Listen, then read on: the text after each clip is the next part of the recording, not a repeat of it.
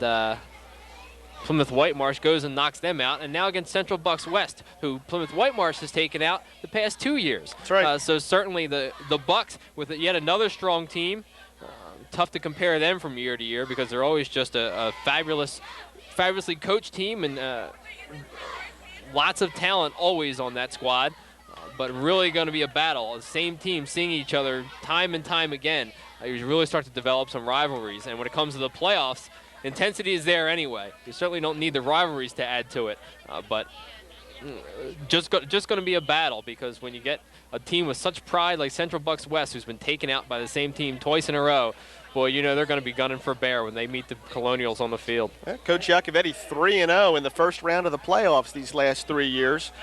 5-2 overall, that his playoff record, and he has got his team ready. There's some movement on the line, and I believe Doug White jumped off sides and did make a little bit of contact there, so not able to get back and get set on the defensive side of the ball. It's going to be offsides Norristown, 2nd and 5 now. But it certainly would be nice to have that kind of a team here on Thanksgiving Day. Certainly it should pack the house with a team of that stature and being right next door here. And that's certainly what we're looking for with Norristown switching to the Suburban One League American. All those old rivalries hopefully will be rekindled. This time Motley is thrown to the ground. Doug White says, okay, I was offsides, but I'm going to make up for it here with this tackle. Yeah, and that tackle almost gets him back to the original line of scrimmage, so Doug White really is making up for it. Great quickness for a man his size off that line of scrimmage. To hop through that line, you figure somebody's got to get a piece of him at that size, but really untouched that time. And Motley had no chance, never even got to turn it upfield. Motley had a 3-yard loss on that play, brings up 3rd and 8 for Central Dauphin East.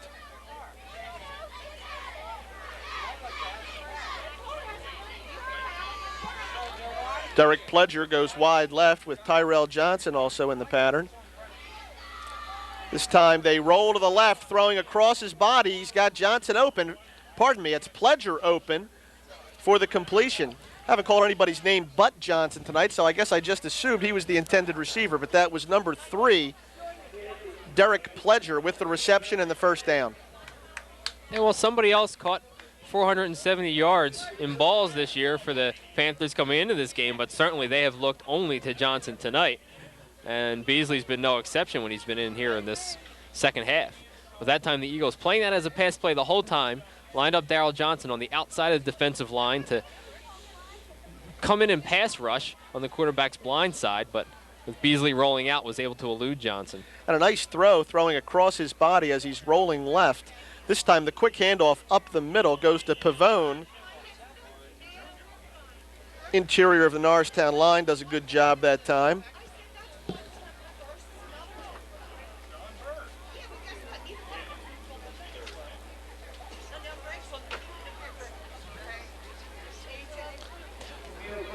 Looks like number 30, Jameel Butler, in on the tackle that time.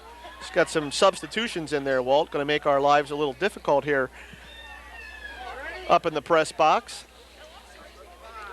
And Norristown hasn't had this luxury this year to get some of these junior varsity players in. On second down, oh, what a play by Johnson. Puts the moves on Stead, takes it to the outside, and a nice gain by Tyrell Johnson all on his own. The tackle made by number 51, linebacker Troy Ellis. And now they're trying a lot of different things to get Tyrell Johnson the ball. That time just the throw out to him out wide right on the line of scrimmage. Wound up being a little bit behind him. He just sucked it in with one hand and put a great move on Ian Stead. Ian Stead holding his own out there with a fine receiver, Tyrell Johnson, but that time Johnson won the battle. On the gain brings up 3rd and 2 from the 45-yard line for the Panthers. Beasley on the pitch to Motley. Blocking back out in front. Motley turns the corner, close to the sticks, looks like a first down. Real nice burst by Motley. As he got to the outside, looked like he wasn't going to get anywhere. Norristown really stringing him out well, but just kept dipping that shoulder, looking for that little hole up there. And when he saw it, just dove forward, managed to pick up the 2 yards he needed for the first. Did you notice how I said the blocking back out in front instead of calling Shane Rabarzik? That's an unfair name for an announcer, especially for a visiting player. You know, if it's the home guy, I can get 6 or 7 games, I could probably pick up on it. Those poor blocking backs. People see him as the man without a name anyway, doing that dirty work, and you're just adding to that lure. First down, though, is the consequence, and the pitch comes to the near side. Fumble recovered by Ginyard. Norristown ball. That time Motley had a good pitch. It was hit him right in the chest, but he just dropped it, and Mike Ginyard was there to pounce on it. It'll be Norristown ball with 9 minutes to play in this ball game, and the Panthers just can't catch a break tonight. Yeah, and Ginyard's one of the specialists. You don't see him in there on every down, but certain times the Eagles will get him in there. He really adds a lot to their line. And that time with his head right on the ball, as soon as that thing dropped to the ground, he just shed his blocker, dove right on top of it. And that ends another Panther drive prematurely. And we've got massive substitutions here from Coach Grove with 9 minutes to play in this ball game, and his Eagles up on top 35-0. We've also got a timeout on the field. Looks like coming into the ball game at quarterback, number 14, the sophomore, Trey Hadrick. Trey's a fine young man. It's good to see him get a shot out there on the field. Also out there, we see number 82, Josh Kinlock, at tight end. Number 51, Troy Ellis, into the game at guard. We'll try and get you the rest of those players as they leave the huddle. Also out there at wide receiver, number 83, Damian Solomon. We ought to make these guys spread out in a single file line. Number 19, Sheldon Gray, also in at receiver.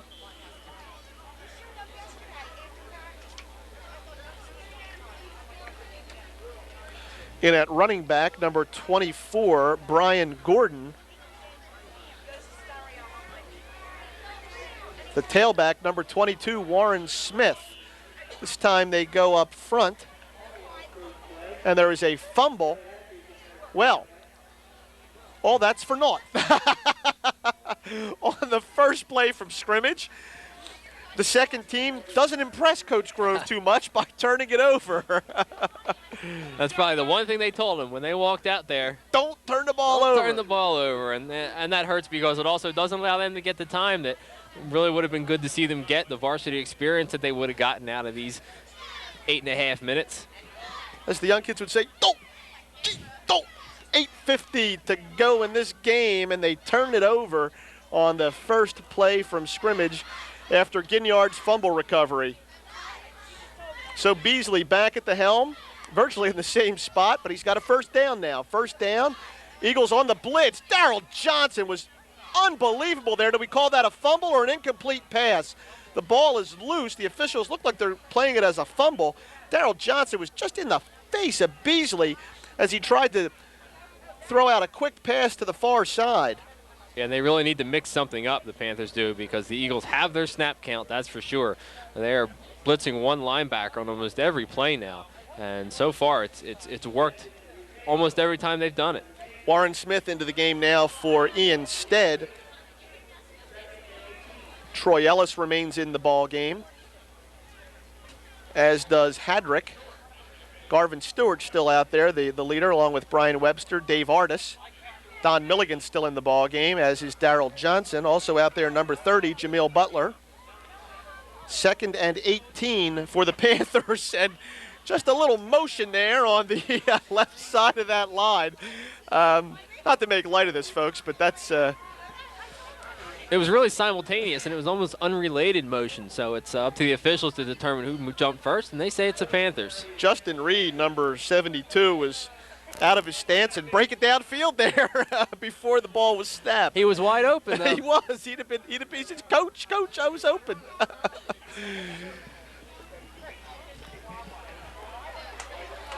Number 56, Chris Brown into the ball game as Yaboa Kabold comes off the field. Now it's 2nd and 23.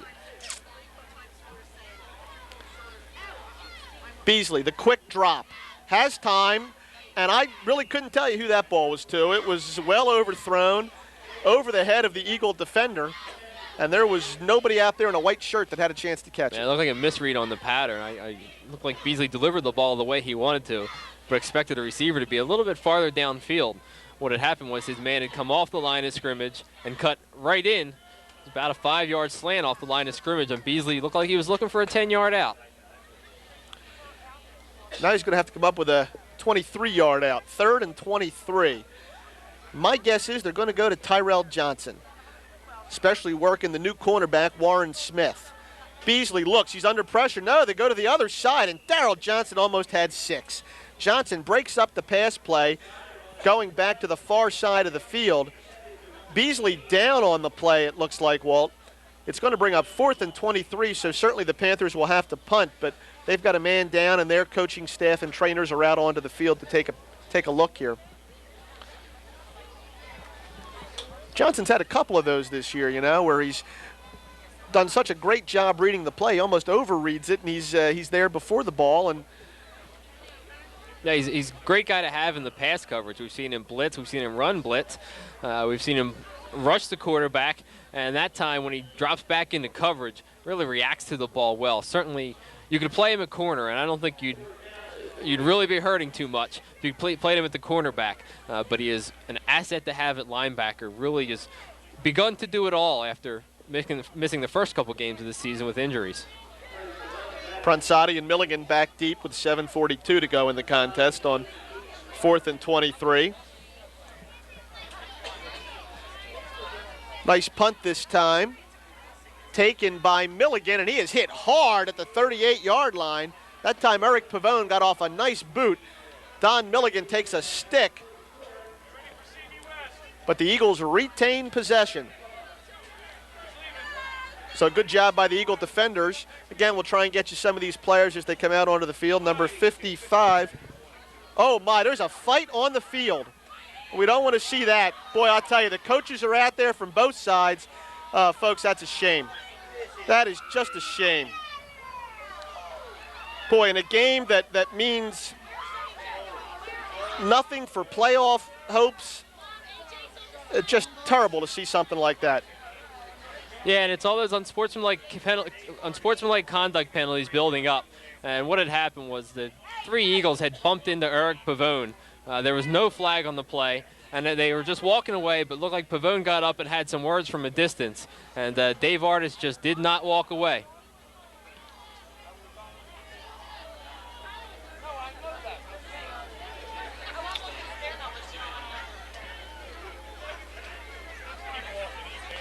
There's some more problems out on the field. Neither squad is back on the sidelines appropriately. The officials now telling both teams to go to the sideline, get off the field until we decide what's going to happen here.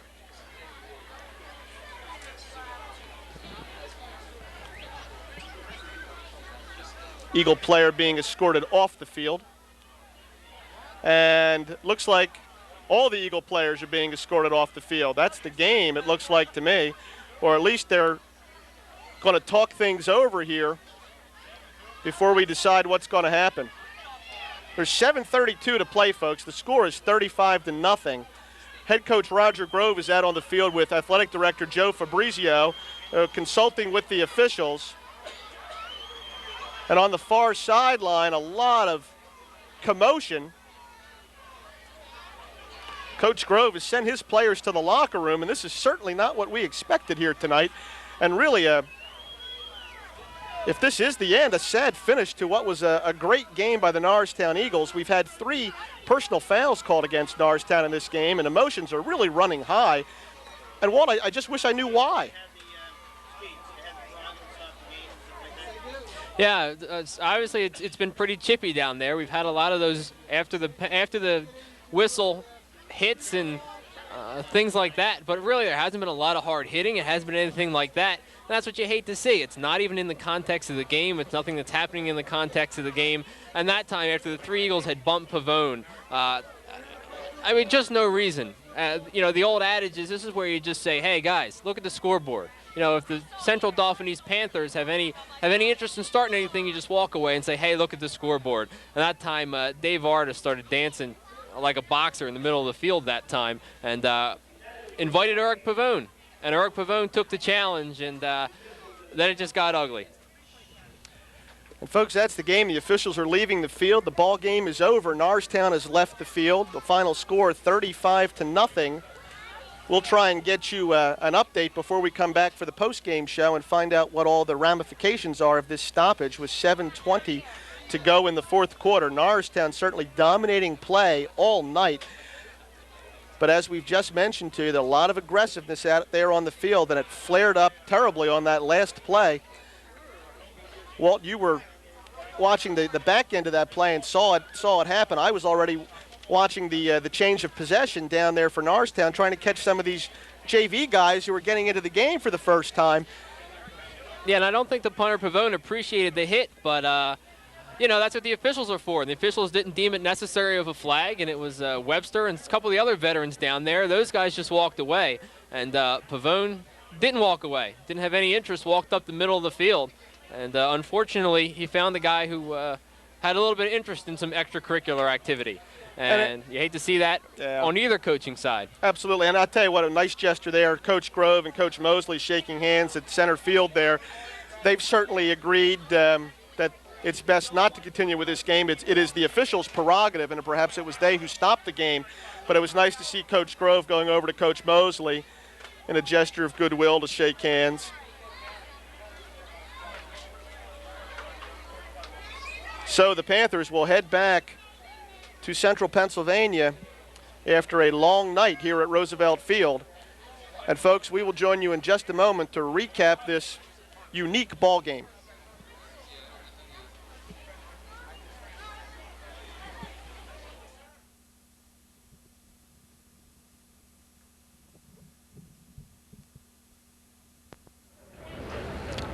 A unique finish to what had been a rather uneventful ball game from the standpoint of tension. Certainly from the standpoint of ability and skill and success, Norristown had a great evening. To our knowledge, they win this ball game 35-0. The game is stopped with a little more than 7 minutes remaining. It is the officials' prerogative, folks, to stop a contest based upon what they perceive to be the conditions on the field, and that is indeed what happened here tonight. The game was stopped by the officials. We have not heard otherwise, so we're going to assume that Norristown has won this ball game 35-0. And to talk about what happened on the field, with the football anyway, Norristown did a great job again tonight, and Troy Swittenberg, certainly another stellar night. Absolutely. Their offensive line just dominated tonight. Swittenberg had 155 yards, but really not a lot of tough yards at all. He got 87 yards on one carry, and once he got into the defensive secondary, most of the time he was just free to run. So Norristown, in one of their few games, had a distinctive size advantage, really took advantage of it tonight. And certainly Norristown was the bigger and stronger team on this evening. Only 26 players on the far sideline for Central Dauphin East. Didn't bring their JV squad, as Walt mentioned to you earlier, a team in turmoil. Their coach coaching his last game of the year after 4 seasons at the helm. So I think it had some undertones from the very beginning, but I think that also Central Dauphin East was overmatched right from the original bell. Yeah, absolutely. They just don't have the weapons. They're one running back who went over 1,000 yards tonight, so obviously he's a fairly decent running back against the competition they're playing, just did not have the speed to get to the outside on this Norristown defense. And as we discussed, the Norristown offensive line dominated Central Dauphin East. The defensive line did as well. They were just bigger and more physical, so there was no room in the middle for Motley to run. And all he could do was try to get to the outside. There wasn't any room there. They had their one weapon in Terrell Johnson on the outside, and really they just couldn't get in the ball against Eagle coverage. And absolutely, that Norristown defense was super strong tonight. Darrell Johnson, I think, was the standout for me with his blitzes from the linebacker position. Darrell seemed to be in the middle of each and every play. Yeah, absolutely. He just was free to roam tonight, playing most of the time Norristown was with 3 linebackers instead of their customary 2. So he didn't have that whole side responsibility. They really just moved him around, moved him to the end, let him blitz up the middle, let Darrell use all of his athletic ability, and it is considerable ability. Absolutely. And on the offensive side of the ball, 5 touchdowns, 5 extra points tonight. Garvin Stewart with a big run and really capping off an excellent season for him. When you have a guy in the backfield with you who gains 1,000 yards plus like Troy Swittenberg, it's tough to get any limelight. But Garvin Stewart has done an admirable job this season. And here's his per per carry yardage has been tremendous. Absolutely. It was about 11 yards per carry tonight. That was aided by his big 59-yard touchdown run, and he had 108 yards tonight. So it really is nice to see Garvin put up some good numbers. He is there every time the Eagles need him. He is always good for positive yardage, and tonight good for a lot more than just a couple yards of carry. Before we wrap up, let's talk real quickly about Chris Blake, the junior quarterback. Not a lot of passing tonight on the game, but I tell you, Blake really ran the game very, very well. He's become a good field general. Absolutely, and with all the weapons, I mean, they work Daughin in some. You obviously have Swittenberg and Stewart, who both need to get the ball, as talented as they are. It's important for a quarterback like Chris Blake to really, first of all, you have to put your own ego in check and say, hey, these are the horses. Really, if we want to win this ball game, these are the guys we're going to go to, and we're going to throw when we need to throw and when we need to mix it up. Chris Blake has done that extremely well this year. He is now coming up big. He's ready to go every time the Eagles need him to throw. And he just runs it so well and really distributes the ball exactly the way they want him to. You know, fake pitches, reverses, hides it extremely well. It's the kind of guy you need when you have a lot of weapons around you. You need somebody to control it, and he does it. And I hope that with the way that game finished, that is not the last home game of the season here for the Norristown Eagles. We certainly hope to see them back out here again on Thanksgiving Day. That would be a 10 a.m. start against the Plymouth White Marsh Colonials, certainly predicated upon PW's success in the state playoff round. But should we see them out here on Thanksgiving Day, it certainly measures up to be a great ball game. PW has a stellar squad. Norristown playing very, very well here in the last 5 weeks, winning 4 out of 5. Raising their record to 4-6. And I think they would come out really charged up with a chance to play a top-notch squad like PW on Thanksgiving Day in front of what should be a tremendous crowd. Absolutely. I mean, the crowd is going to be huge. It's going to be local rivalries. And Norristown's getting better every week. I mean, they would probably play 10 more games this season if they could, as well as they're playing right now. It would be an absolute battle, and they would really be looking to take the Colonials out. Folks, watch the newspapers. Hopefully we'll see you out here on Thanksgiving Day. We always want to thank the Norristown Area School District, which brings you each and every one of these ball games, especially Mr. Tony Koya, the Director of Communications. We also want to say thank you to Garrett Hickman, Monica Faust, and Alicia Milner, as well as our statistician, Greg Fry. With Walt Fry, I'm Jeff Brandon. Folks, thanks for joining us. We'll see you next time.